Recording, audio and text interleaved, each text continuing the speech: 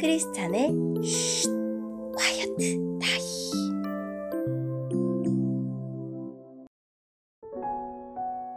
샬롬! 크리스찬 성도님들 반갑습니다. 오늘의 본문은 마태복음 8장 23절부터 34절까지의 말씀입니다. 본문의 제목은 풍랑과 광기를 다스리시다입니다. 본문을 읽기 전에 어떤 내용인지 요약본을 먼저 읽어드릴게요.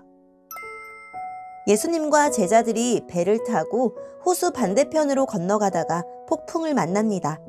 제자들은 벌벌 떨었고 예수님은 바다를 꾸짖어 잠잠하게 하십니다. 귀신 들린 자도 쫓아내십니다. 오늘의 본문 23절입니다. 예수님께서 배를 타시자 제자들이 함께 따라왔습니다. 호수에 매우 거친 폭풍이 일어나 파도가 배를 뒤덮었습니다. 그러나 예수님께서는 주무시고 계셨습니다. 제자들이 가서 예수님을 깨웠습니다. 주님 살려주십시오. 우리가 빠져 죽을 지경입니다. 예수님께서 왜 무서워하느냐? 믿음이 적은 자들아. 하고 말씀하셨습니다. 그리고 일어나 바람과 바다를 꾸짖으시자 아주 잠잠해졌습니다. 사람들이 놀라서 말했습니다. 도대체 예수님은 어떤 분이길래 바람과 바다도 이분의 말씀에 순종하는가? 예수님께서 호수 건너편 가다라 지방에 오셨을 때였습니다. 귀신 들린 두 사람이 무덤 사이에서 나오다가 예수님과 마주쳤습니다. 이들은 너무 사납기 때문에 아무도 그 길로 지나다닐 수 없을 정도였습니다. 그 두 사람이 소리쳤습니다. 하나님의 아들이여, 당신이 우리와 무슨 상관이 있습니까? 때가 되기도 전에 우리를 괴롭히려고 여기에 오셨습니까? 마침 거기서 얼마간 떨어진 곳에 많은 돼지떼가 먹이를 먹고 있었습니다. 귀신들이 예수님께 간청했습니다. 만일 우리를 이 사람들에게서 쫓아내시려면 저 돼지떼 속으로 보내주십시오. 예수님께서 그들에게 말씀하셨습니다. 가거라. 귀신들은 그 사람들에게서 빠져나와 돼지떼 속으로 들어갔습니다.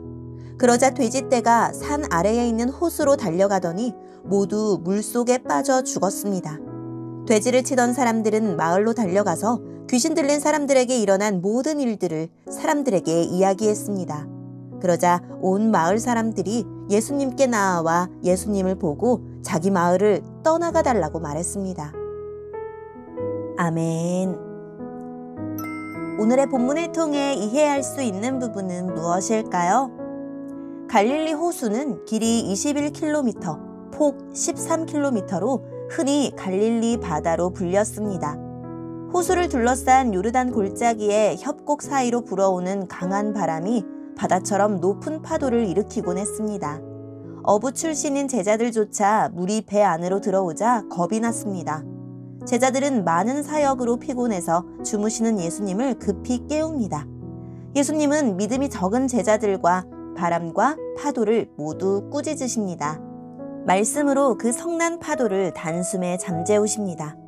가다라 지방은 대부분 이방인이 사는 곳이고 이곳에서 유대인이 부정하게 여기는 돼지를 길렀습니다. 귀신들은 갑자기 나타난 예수님을 보고 화들짝 놀랍니다. 하나님의 아들이신 예수님이 오시면 영원한 심판을 받을 것을 알았는데 그때가 아직 이르지 않았기 때문입니다. 예수님은 귀신들과 교제하지 않으시고 돼지떼로 가라고 명하십니다. 귀신들이 들린 돼지떼는 물속에 빠져 몰살합니다. 마을 사람들은 귀신들이 떠나 일상을 되찾은 사람들에게 관심이 없고 예수님 때문에 또 경제적인 손실이 생기지 않기만을 바랍니다. 오늘의 본문을 통해 알 수 있는 우리 예수님은 어떤 분일까요? 예수님은 태초에 만물을 창조하시던 그 말씀이셨습니다. 흑암과 혼돈과 공허뿐이던 창조의 그날처럼 어두운 밤바다의 큰 물결은 혼돈 그 자체였지만 예수님이 말씀하시자 질서를 되찾고 즉시 잔잔해졌습니다. 예수님을 통하여 이제 새 창조가 있게 될 것을 예고하고 있습니다. 그 순간 함께하는 제자들도 예수님의 능력에 놀라워합니다. 단순히 놀라워하는 것을 넘어서 믿음 없음을 인정하고 순복하는 고백을 드리는 것이 참 제자의 반응일 것입니다. 오늘의 본문을 통해 우리에게 주시는 교훈은 무엇일까요? 말씀 한마디로 바다를 잔잔케 하신 예수님은 제자들이 그간 알고 믿고 따르던 그분이 아니었습니다. 그들에게 예수님은 함께하면 할수록, 경험하면 할수록 더 새롭게 다가오시는 분이었을 것입니다. 우리의 무지와 불신에서 나오는 놀라움이 아니라 우리의 작은 믿음과 제한된 지식과 기대를 넘어서 일하시는 예수님으로 인한 놀라움이 가득한 한 해가 되기를 소망합시다. 귀신은 사람이 사람답게 살 수 없도록 통제하고 조종합니다.